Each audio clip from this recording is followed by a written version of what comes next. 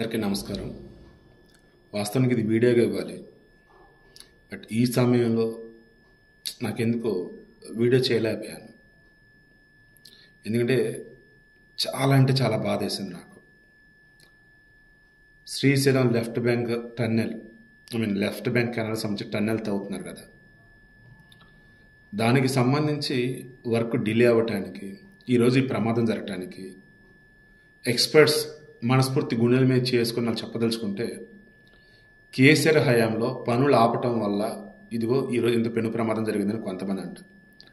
ఇంకొంతమంది రేవంత్ రెడ్డి గవర్నమెంట్ ఎంత ముందు జాగ్రత్త చర్యలు తీసుకున్నా అనుకోకుండా ఇలా జరిగిపోయింది అని ఇంకొంతమంది అంటారు. బట్ నిజాలు ఏంటి అన్నవి సిట్టింగ్ జడ్జితో విచారణ జరిపిస్తే తెలిసింది.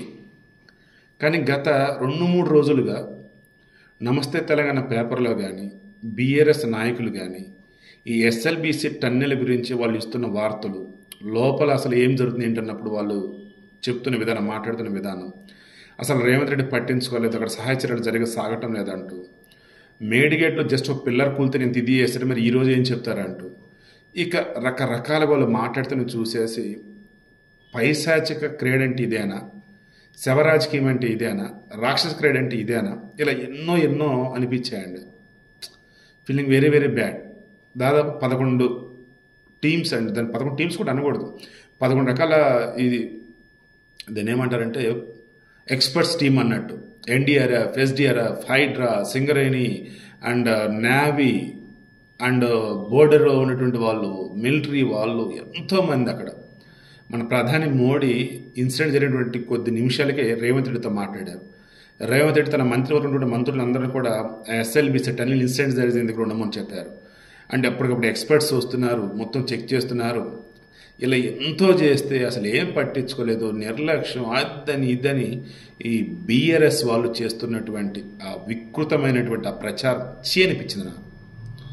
ఆ ఎక్స్ప్రెషన్స్ అవన్నీ కూడా నేను ఇవ్వలేక ఇదిగో ఇప్పుడు ఆడియోకి ఇస్తున్నాను, వీడియో క్లోజ్ చేస్తున్నాను. పాపం చిక్కుకుపోయిన 8 మంది చనిపోయారండి.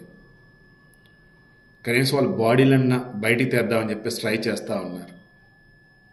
5గురిని గుర్తించారు, ఇంకో 3గురిని బురదలో ఎక్కడో పాపం ఉన్నారంట, వాళ్ళు మొత్తం బయటికి తీస్తూ ఉన్నారు.